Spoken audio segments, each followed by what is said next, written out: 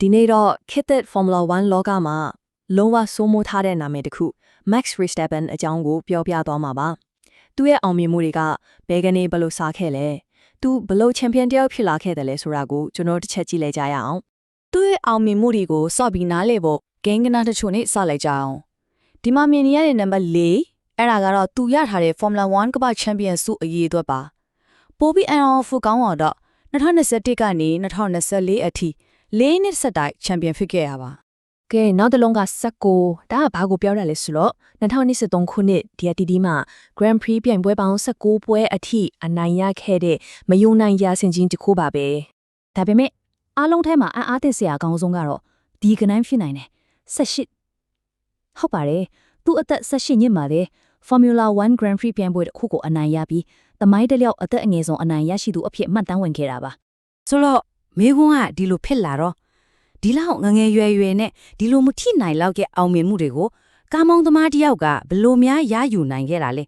အဖေကိုသူ့ရဲ့မျိုးရိုးသူ့ရဲ့အစပြိုးရကနေပဲစပြီးရှာကြည့်အောင် Verstappen ဟာပြိုင်ခွဲအတွက်ပဲမွေးဖွားလာခဲ့တဲ့လားလို့ထင်ရလောက်အောင်ကိုသူ့ရဲ့မိသားစုနောက်ခံကစိတ်ဝင်စားဖို့ကောင်းပါတယ်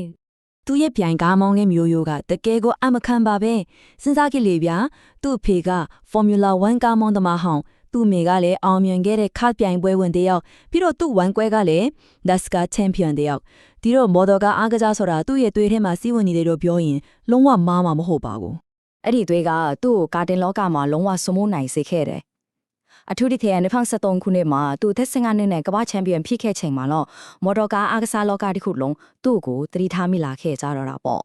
့ကဲအခုတော့မော်တော်ကားအားကစားလောကရဲ့အမြင့်ဆုံးဖြစ်တဲ့Formula 1ကိုသူ့ဘလို့သမိုင်းဝင်ပေါက်ကွဲမှုတွေနဲ့ဝင်ရောက်လာခဲ့တယ်လဲဆိုတာကိုစက်ကြည့်လိုက်ကြရအောင်။သူ့ရဲ့အစောပိုင်းကစားသမားဘဝကဓားသွားနှစ်ဖက်လိုပါပဲ။တစ်ဖက်မှာတော့သူဟာစံချိန်တစ်တွေတစ်ခုပြီးတစ်ခုတင်နေတဲ့ပါရမီရှင်တယောက်။ဒါပေမဲ့နောက်တစ်ဖက်မှာကျတော့သူ့ရဲ့အရင်ကြမ်းတမ်းတဲ့မောင်းညင်ပုံကြောင့်ဝေဖန်မှုတွေအငင်းပွားမှုတွေနဲ့ရင်ဆိုင်ခဲ့ရပြီးအန်ဒီရဲ့များသူလို့တော့အပြုတ်ဖန်ခဲ့ရပါတယ်။ဒီလိုအခြေအနေမှာပဲယာဒီအလဲကြီးမှာသူ့ကိုအတင်ကြီးဖြစ်တဲ့ Red Bull Racing စီကိုယာထူးတိုးပေးခဲ့တာဟာ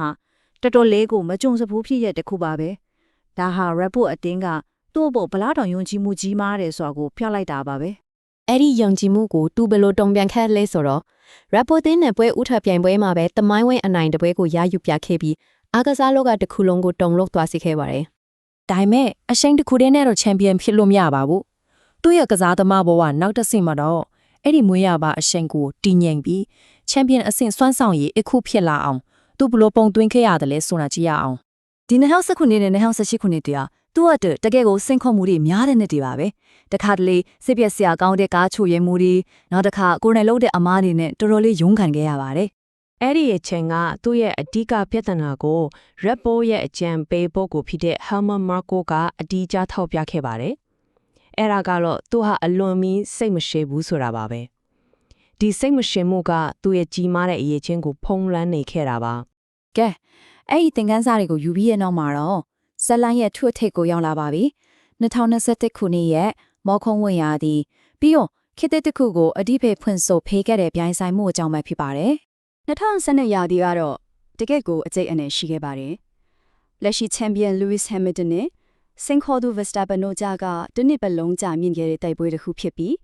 းနောက်ဆုံးပြိုင်ပွဲတို့အမတ်တူနဲ့ဝင်ရောက်ရှင်ပြိုင်ခဲ့ကြတဲ့အထိပြင်းထန်ခဲ့ပါတယ်။အဆုံးသက်ကတော့တကယ်ကိုရုပ်ရှင်ဆန်ဟပ်ပြီးအရင်ပွားစရာတွေလည်းဖြစ်ခဲ့ပါတယ်။ Abu Dhabi Grand Prix ရဲ့နောက်ဆုံးတစ်ပတ်မှာပဲ Verstappen ဟာ Hamilton ကိုကြော်တက်ပြီးသူ့ဘဝရဲ့ပထမဆုံးကမ္ဘာချန်ပီယံဆုကိုဆုခူးနိုင်ခဲ့ပါတယ်။အဲ့ဒီပထမဆုံးချန်ပီယံဆုကသူ့ရဲ့စွမ်းဆောင်ရည်တွေကိုလုံးဝတော်ဖွင့်ပေးလိုက်တယ်လို့ပါပဲ။ဒီဘားချောက်မှာပြထားတဲ့အတိုင်းနောက်နေရသည့်အတွင်းမှာသူ့ရဲ့အနိုင်ရပွဲအရေးအတွက်ဟာအစမတန်တိုးတက်လာခဲ့လာကိုတွေ့ရပါလိမ့်မယ်။အင်းနူနဲ့ပဲ Verstappen ဟာ Formula 1 သမိုင်းရဲ့အကောင်ဆုံးကားမောင်းသမားတွေထဲမှာသူ့နေရာသူခိုင်ခိုင်မာမာရယူနိုင်ခဲ့ပါတယ်။1900ခုနှစ်ကမ္ဘာချန်ပီယံဖြစ်ခဲ့ Jenson Button ရဲ့ဒီစကားကိုပဲကြည့်က